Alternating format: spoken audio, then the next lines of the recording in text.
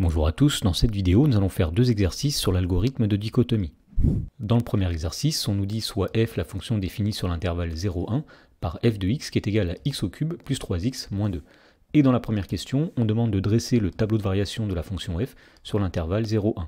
Et pour faire cela, on va commencer par calculer la fonction dérivée de la fonction f, et on va dire que pour tout nombre réel x dans l'intervalle 0,1, eh bien f' de x est égal tout d'abord à la dérivée de x au cube, c'est-à-dire 3x au carré, plus la dérivée de 3x, c'est-à-dire plus 3, moins la dérivée de 2, c'est-à-dire moins 0.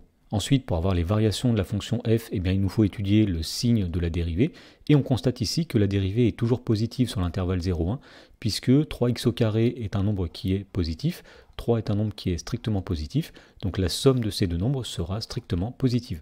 Et donc on peut faire un tableau dans lequel on va mettre dans la première ligne la variable x qui va de 0 à 1 puisqu'on étudie la fonction sur l'intervalle 0,1. Ensuite nous mettrons une ligne avec la dérivée et enfin nous mettrons une ligne avec les variations de la fonction f. Alors nous avons dit que la dérivée est toujours positive sur l'intervalle 0,1, donc ici nous allons mettre un plus, et cela implique que la fonction f sera croissante sur l'intervalle 0,1. Et pour que le tableau soit complet, il nous reste à calculer les images de 0 et de 1. Alors commençons par f de 0. f de 0, c'est lorsqu'on remplace x par 0 dans f de x. Autrement dit, c'est 0 au cube plus 3 fois 0 moins 2, et ça va donner moins 2. Donc nous pouvons mettre ici moins 2. Et ensuite, nous allons calculer l'image de 1 par la fonction f. Autrement dit, c'est 1 au cube plus 3 fois 1 moins 2. Alors 1 au cube, ça va donner 1. 3 fois 1, ça va donner 3. Donc 1 plus 3, ça va donner 4. 4 moins 2, ça va donner 2. Et donc nous mettons ici la valeur 2 dans le tableau. Dans la question numéro 2, on demande de démontrer que l'équation f de x égale 0 possède une unique solution alpha sur l'intervalle 0,1, puis de déterminer une valeur approchée de alpha à 10-2 près. Alors on constate effectivement grâce au tableau que la fonction f va partir de la valeur moins 2 pour aller jusqu'à la valeur plus 2, puisque la fonction f est continue, eh bien elle va passer à un moment donné par la valeur 0, et on note alpha, le nombre pour lequel eh bien, elle passe par 0. Alors pour démontrer cela, nous allons utiliser le théorème des valeurs intermédiaires, ou plutôt son corollaire. Et donc pour appliquer ce théorème, il va falloir citer trois choses. Donc premièrement, nous allons dire que sur l'intervalle 0,1, la fonction f est continue. Ensuite, nous allons dire que sur cet intervalle, la fonction f est strictement croissante. Et enfin, on va dire que le nombre 0 est compris entre moins 2 et 2, c'est-à-dire que 0 est compris entre f de 0 et f de 1. Voilà, donc nous avons tout ce qu'il faut pour appliquer le corollaire du théorème des valeurs intermédiaires. Et donc on va dire que d'après le corollaire du théorème des valeurs intermédiaires, eh bien l'équation f de x égale 0 possède une unique solution qu'on va noter alpha dans l'intervalle 0,1. Alors on nous demandait aussi de déterminer une valeur approchée de alpha à 10-2 près. Donc pour cela nous allons utiliser une calculatrice. Et pour avoir une valeur approchée de alpha à 10-2 près, on va commencer par déterminer un encadrement de alpha à 10 puissance moins 3 près. Alors pour faire cela, on va par exemple utiliser une calculatrice Texas Instruments, mais je vous ai mis dans la description de la vidéo des liens vers des vidéos qui expliquent comment faire cela avec des calculatrices Casio ou Numworks. Alors la première chose que nous allons faire, ça va être de saisir l'expression de la fonction, donc on appuie ici sur f de x, et on rentre l'expression de la fonction, c'est-à-dire x au cube plus 3x moins 2. Ensuite, on va régler les paramètres de la table de valeurs en allant dans le menu DevTable. On appuie donc sur seconde fenêtre. Alors on sait que le nombre alpha est compris entre 0 et 1, donc nous allons mettre un début de la table à 0.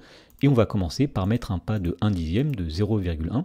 Donc on appuie ensuite sur seconde graphe pour accéder à la table de valeurs. Et on va chercher quand est-ce que les images passent de en dessous de 0 à au-dessus de 0, puisque alpha est la solution de l'équation f de x égale 0. Eh bien on voit que c'est lorsque x passe de 0,5 à 0,6, donc le nombre alpha cherché est compris entre 0,5 et 0,6. Voilà, donc là nous avons un encadrement de alpha au dixième. On va recommencer la même opération en faisant seconde DevTable, et on va mettre cette fois-ci un début de la table à 0,5, puisqu'on a dit que alpha était compris entre 0,5 et 0,6, et cette fois-ci on va mettre un pas de 1 centième, 0,01. Alors on appuie sur seconde graphe pour accéder à la table de valeurs, et même chose, on va chercher quand est-ce que f de x passe de en dessous de 0 à au-dessus de 0. Et on voit que cela va se produire lorsque x passe de 0,59 à 0,60. Donc le nombre alpha cherché est compris entre 0,59 et 0,60. Voilà, donc ici nous avons un encadrement de alpha à 10 puissance moins 2 près, et nous avons dit qu'il nous fallait un encadrement à 10 puissance moins 3 près. Donc on va retourner dans le menu DevTable, donc en faisant seconde fenêtre. On sait que le nombre alpha est compris entre 0,59 et 0,60, donc on va mettre un début de la table à 0,59, et cette fois-ci on va mettre un pas de 1 millième, 0,01. Alors on appuie ensuite sur seconde graphe pour accéder à la table de valeurs, et encore une fois on va chercher quand est-ce que les images passent de en dessous de 0 à au-dessus de 0, Et on voit que cela se produit lorsque x passe de 0,596 à 0,597. Voilà, donc on a dit que le nombre alpha était compris entre 0,596 et 0,597, et donc grâce à cet encadrement à 10-3 près de alpha, on va en déduire une valeur approchée de alpha à 10 puissance moins 2 près, et on constate que alpha est plus proche de 0,60 que de 0,59, donc une valeur approchée de alpha à 10-2 près, c'est 0,60. Dans la question numéro 3, on nous dit qu'on considère l'algorithme suivant. Donc nous avons ici une variable a qui prend la valeur 0, une variable b qui prend la valeur 1, et on nous dit que tant que b-a est plus grand que 10 puissance moins 1, c'est-à-dire 1 dixième, eh bien on a une variable m qui va prendre la valeur a plus b sur 2, c'est-à-dire que m est le milieu de a et de b, et si f de m est strictement positif, la variable b va prendre la valeur m, sinon c'est la variable a qui va prendre la valeur de la variable m. Donc fin du temps que, et à la fin on affiche les valeurs de a et de b. Alors cet algorithme porte un nom, il s'agit de l'algorithme de dichotomie, et dans la question A, on nous demande que va afficher cet algorithme lorsqu'on l'exécute, et pour répondre à cette question, on pourra remplir un tableau. Alors dans ce tableau, on va commencer par faire une colonne qui contiendra les valeurs de la variable A, une colonne qui contiendra les valeurs de la variable B, une colonne pour les valeurs de B-A, une colonne pour les valeurs de la variable M, et enfin une colonne pour les valeurs de f de m. Alors au début de l'algorithme, nous avons la variable A qui vaut 0, donc nous mettons 0 ici, la variable b qui prend la valeur 1, donc nous mettons 1 ici. Ensuite, nous calculons la valeur de b-a, c'est-à-dire 1 moins 0, ça va donner 1. Et on regarde ici, tant que b-a est plus grand que 1 dixième, effectivement ici 1 est plus grand que 1 dixième, donc nous allons faire tout ce qu'il y a dans la boucle tant que. Donc tout d'abord, la variable m sera égale à a plus b divisé par 2. Donc ici, nous faisons 0 plus 1 divisé par 2, ça va donner 1 demi, soit 0,5. Alors ensuite, nous avons une condition avec f de m, donc on va commencer par calculer f de m, f de 0,5, ça va donner moins 0,375. On a tout simplement remplacé x par 0,5 dans l'expression de f de x. Alors ici on constate que f de m est strictement négatif, donc c'est la deuxième condition ici que nous allons appliquer. Autrement dit, la variable a va prendre la valeur m, donc il y avait 0,5 dans la variable m, nous allons mettre cette valeur dans la variable a, autrement dit, a vaudra 0,5 à l'étape suivante. La variable b, elle vaut toujours 1, et lorsqu'on va calculer b-a, on va faire 1 moins 0,5, c'est-à-dire 0,5. Alors on regarde ici, est-ce que b-a est plus grand que 1 dixième? Oui, 0,5 est plus grand que 0,1, donc on va à nouveau exécuter toutes les instructions qui sont ici. Donc tout d'abord, la variable m va prendre la valeur a plus b divisé par 2, c'est-à-dire 0,5 plus 1 divisé par 2, ça va donner 0,75. Ensuite, on va calculer l'image de 0,75 par la fonction f, et on trouve environ 0,67. En tout cas, l'image de m est strictement positive, donc nous sommes dans la condition qui est ici, et donc nous allons exécuter l'instruction qui dit que la variable b va prendre la valeur m.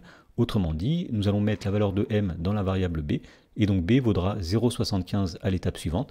La variable a n'aura pas changé, et donc on va pouvoir calculer à nouveau b-a en faisant 0,75 moins 0,5, c'est-à-dire 0,25. Ensuite, on regarde si la condition b-a plus grand que 1 dixième est toujours vérifiée.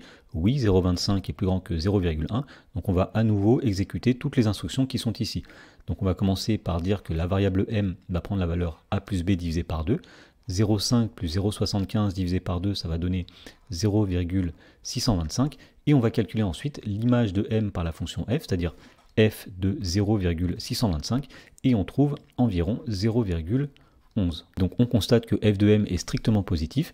Donc dans ce cas-là, la variable b va prendre la valeur m. Donc on va mettre la valeur 0,625 dans la variable b. Donc b vaut 0,625. La variable a, elle n'a pas changé. Et on va calculer à nouveau b-a en faisant 0,625 moins 0,5 et on trouve 0,125. Et donc on regarde si la condition b-a plus grand que 1 dixième est toujours vérifiée. Oui, 0,125 est plus grand que 0,1. Donc on va calculer le nouveau m en faisant a plus b divisé par 2. Alors lorsqu'on fait 0,5 plus 0,625 divisé par 2, on trouve 0,5625. Ensuite, on va calculer l'image de 0,5625 par la fonction f, et on trouve moins 0,135. Et donc on constate ici que f de m est strictement négatif. Donc dans ce cas-là, nous sommes dans cette portion-là de l'algorithme. C'est la variable a qui va recevoir la valeur de m. Autrement dit, dans la case a, nous allons mettre la valeur 0,5625. La variable b, elle n'a pas changé de valeur, elle vaut toujours 0,625. Ensuite, on calcule la valeur de b-a en faisant 0,625 moins 0,5625 et on trouve 0,0625. 25. Et on regarde enfin si la condition b-a plus grand que 1 dixième est vérifiée. Eh bien nous constatons que b-a n'est pas plus grand que 1 dixième, donc la boucle tant que va s'arrêter ici, et donc on va simplement afficher les valeurs de a et de b. Et donc on en déduit que cet algorithme va afficher les valeurs 0,5625 et 0,625.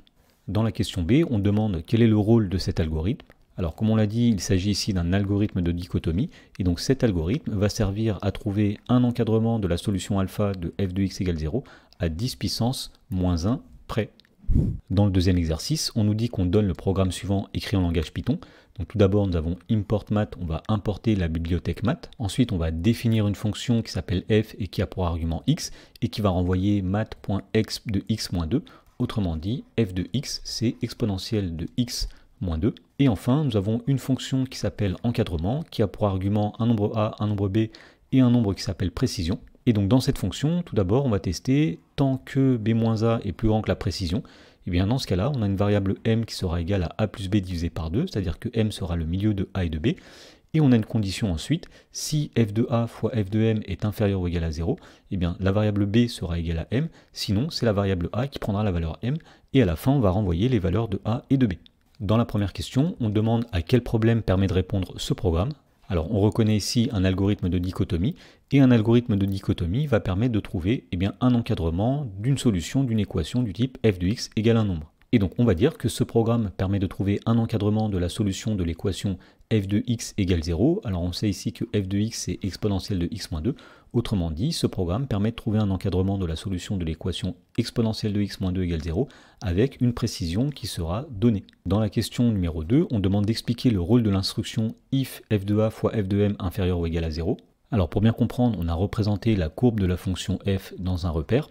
Donc la solution de l'équation exponentielle de x-2 égale 0 est située ici.